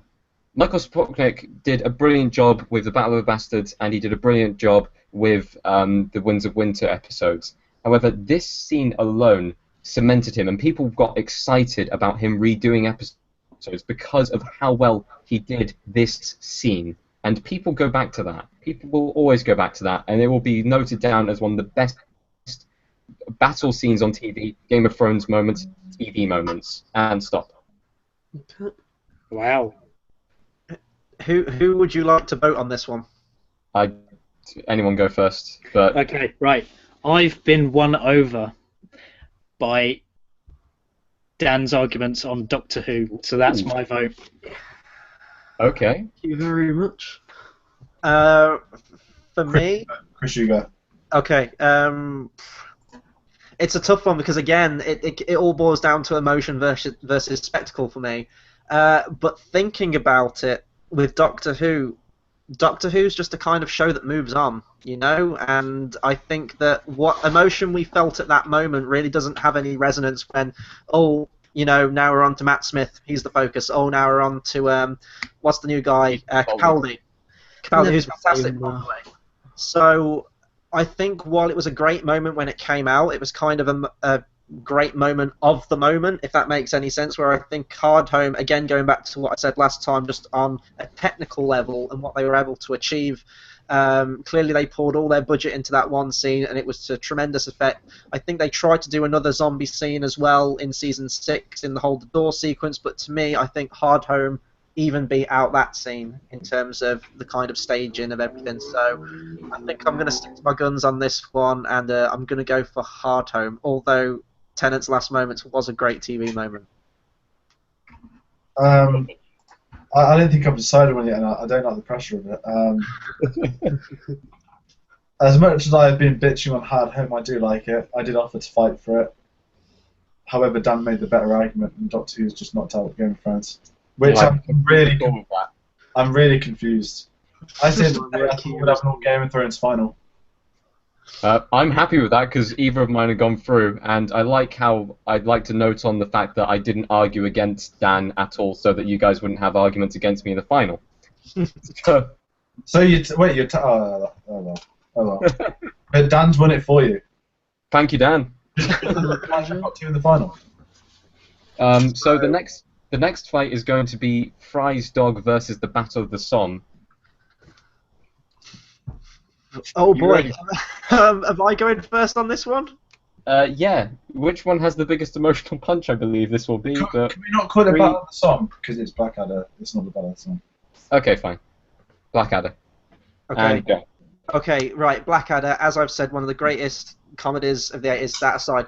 This moment, it's these whole characters, this whole cast of characters, and it's a great bunch of characters. It's a great bunch of talent, and they just completely embody those roles. Throughout history, we come to this moment, which is a pivotal moment in human history, against the Fry scene, which is a nice little scene, but it's just a dog waiting there. Ultimately, it's very simple. Whereas I think that Blackadder, it really puts you in the heart of that moment. I mean, the set wise, it looks like you're right there on the front lines with them, and how the camera's framed at the end, where it's like looking at them down the line, you feel like you're a part of them there. And when you hear the voice, the commander saying like, "Company will advance, step forward," and the camera moves as well, it puts you completely in that moment. And then ultimately, when the camera's there at the end, and you see your favourite cast of characters running towards that camera, and you know how it's all going to end, you know they're not going to make it, and it's a very, very tragic end, but a very fitting end, I think, to in terms of the historical setting of that particular series. A picture paints 1,000 words, and this is a single shot, the Fry's dog scene, sorry, Seymour's scene. It's a single shot, and you see the seasons pass by, and you don't know this character. I'd like to point this out. You don't know this character at all, and yet you're emotionally connected with them immediately. Sure, the Blackadder scene, you've learned about the characters, they have different kooky traits and stuff like that. They have different things about them. Fry's dog scene, you don't know much about him at all. He was introduced at the start of the episode, and this moment at the end of the episode, taking that alone, you learn so much more about him. You learn that he is loyal, that he is dedicated, and you learn that, like, Fry gave up on an amazing friend, and he didn't know about it. He will never know about it. He will never know that, like, Seymour waited there for that long. All he knows is Seymour, and he expects it to be normal. But Fry's dog scene, it connects with you on a different level. You could take comedy series and put them in very similar situations where they're on the battlegrounds and they suddenly walk off all hands in hand. And I'm saying that scene is a good scene. However, the Fry's dog scene taken as a singular TV moment is the greatest TV moment, as it transcends what the show originally intended. It transcends everything in the episode, and it transcends what you think you can feel about a character and stuff. Shall I go first? Who wants to go first? I think Tate made. I didn't think it would win, but I think Tate's made the stronger argument. With the dog and the seasons passing by, I just felt it was a stronger and more convinced, so I'm sending Tate through. Right. Okay. Based purely on the fact that we can't have a Tate finale, I'm voting for Battle of the Somme. Oh, that's political. That has to be political voting. If you had Dan for you. If you haven't done political voting, just not been honest about it. Okay, to face Tate in the final, I'm gonna send through Tate because I think it's the better argument. I enjoyed both scenes, but I think Fry's dog, that's a good one. That, you know what? As soon as Tate was making his argument, I was like, I admit defeat. I bow down to a person with greater power than my own. Okay, it's the final. It's both of mine. We've got my number 2 and my number 3 pick. It's Fry's dog, which I would like to represent, versus David Tennant, which I'm going to let Tom represent. My God! Oh, that's a big ask. Tom, you said you'd been won over last time, so, you know, you got to bring it. Yeah. Wait, should Dan do it? Because he sent him through. Yeah, we could let Dan do it. I'm not qualified on Doctor Who to argue for it, so... Should we get out my books? If you look at this, there should be a final graph, which is essentially a clone of... Yep. Okay, I'll let Dan argue for Doctor Who. Sure? I feel like this finale needs like an extra like a minute or 30 seconds just so we can Have 3. I've stuck it on 3 minutes. Okay, so Dan, do you want to go first? Yeah. Okay, Okay. and go. Right, well, I'm just going to repeat everything what I said. It's a great scene, music, brilliant by Murray Gold. It was never ever the same again, you can argue, since he left. It's just gone downhill with Stephen Moffat and Matt Smith and Peter Capaldi to an extent. But that scene where I think everyone who was watching agreed that it was no one wanted David Tennant to go, and to be honest, I don't think David Tennant wanted to go either. No. Saying goodbye to all of his friends and the TARDIS set, which was a really cool set, I liked. Yeah, it was sad to see him go. I think everyone agreed with that. Why Yeah. would you say it's out of everything else though in history of TV? Why you think it's the best moment?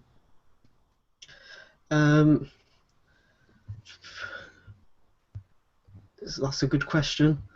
May I? Struggling For to my answer own that. cause? Yeah, sure.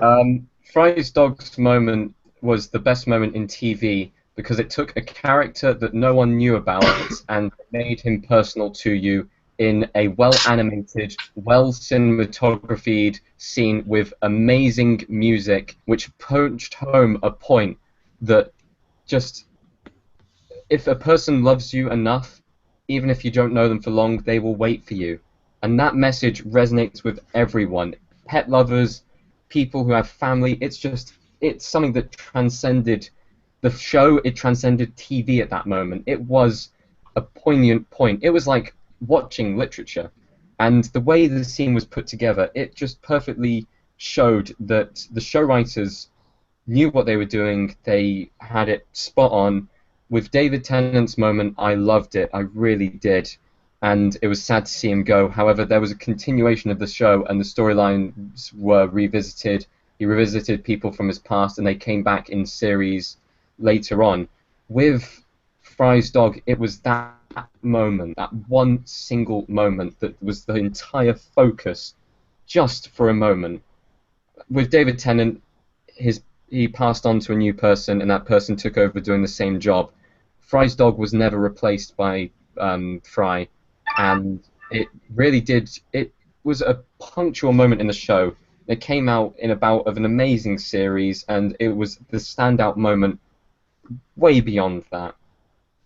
I think we need to give Dan the final line on this one. Oh, there's still time left. Yeah. I don't want to go. Quote the 10th Doctor. It's yeah, difficult. That's time. Kind of been won over by your argument, I think. But it's our votes that count. So Time to vote, guys. who's going first? Oh, sorry, I didn't mean to go. Oh, you going first? Go for it. Yeah.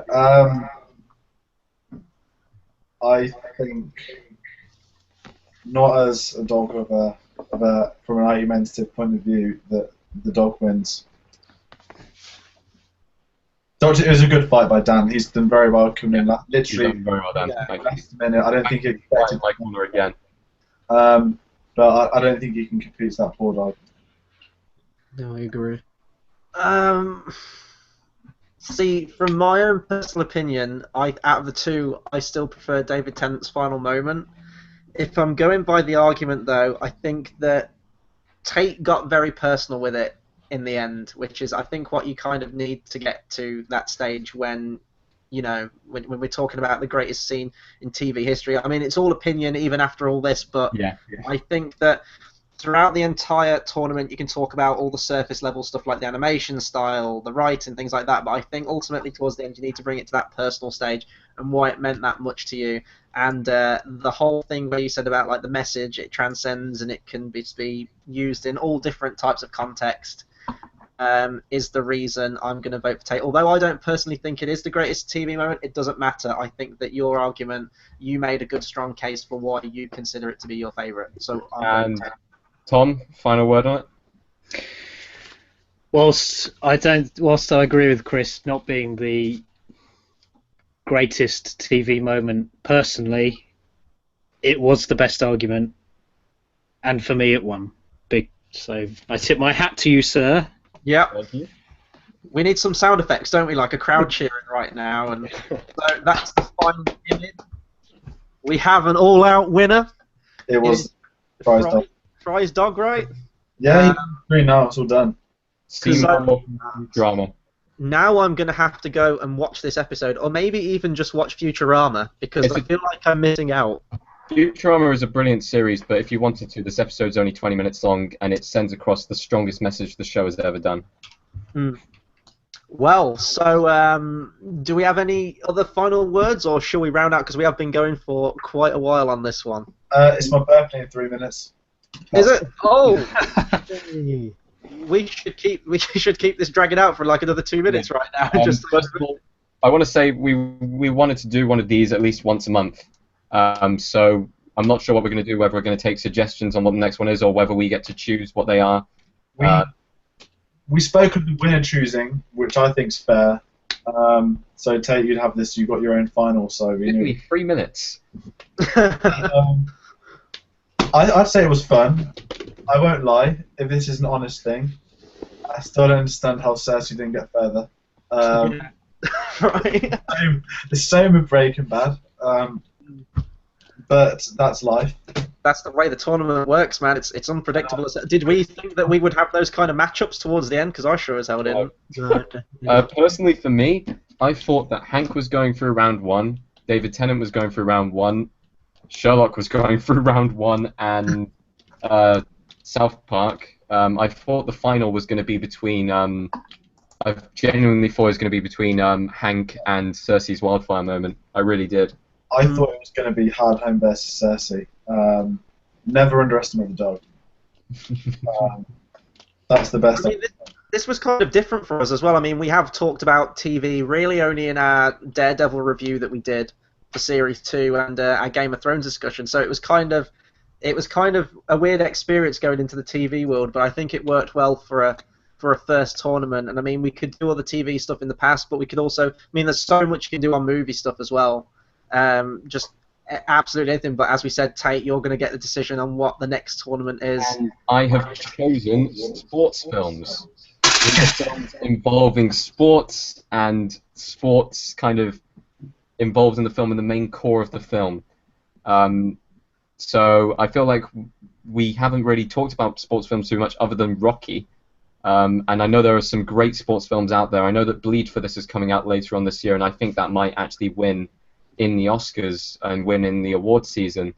As it's coming out about that time, it's got a good cast, it's got a good director. I think sports films need to be talked about. Can I pick 6 Rocky movies and Creed? What's that? Can I pick 6 Rocky movies and Creed? Yes, like having a Rocky off. Yeah. I feel like we're going to have to do the draft live next time so people see us in our decision making, and I think we'll give it like a week or so we get to pick, and then we get time to think of our arguments and stuff like that. Can we do best moments in sports movies? No, best sports film. So best sports film as a whole. I want to give Tom credit because he wanted to change his picks. And he thought, well, I won't lie, I thought he had the weakest ones in there, he was knocking me out. Tom, what would you have chosen your picks to, by the way? What would I have chosen? Yeah, because I know you wanted to change the Futurama one. Yeah. Oh God, I had them all written down, and they've completely forgotten. I've completely forgotten them. Can I say that I had 2 picks, and the other 2 were made up on the spot, which was South Park and Friends, which took me further. That's the irony. I was struggled. You guys were literally listening to me. Like you guys had like 7 and I had 2. I'm very surprised Battlestar didn't get further. In all honesty. Yeah, if I would have kept Battlestar in there.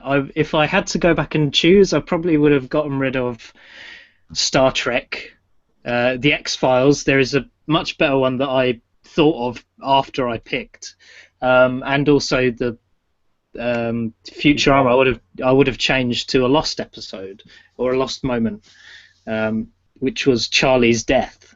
I would have chosen that before, but then again, I had to do that sort of on the fly. So those were the picks I ended up with, and I thought I did all right. Yeah. No, you did. We all fought gallantly. Yeah. And we are now past midnight, so I think we can officially wish George a happy birthday. Many happy George. returns. Happy birthday, George. Happy birthday. How old are you, boy? I'm the second youngest, aren't I? I think so. Wait, what? Hey, you're the youngest, aren't you? Dan, you're just older. Yeah. Yeah, I don't really know what I'm doing today. I'm going out for food, that's it. Star Wars Celebration is next week. That's where my money's going.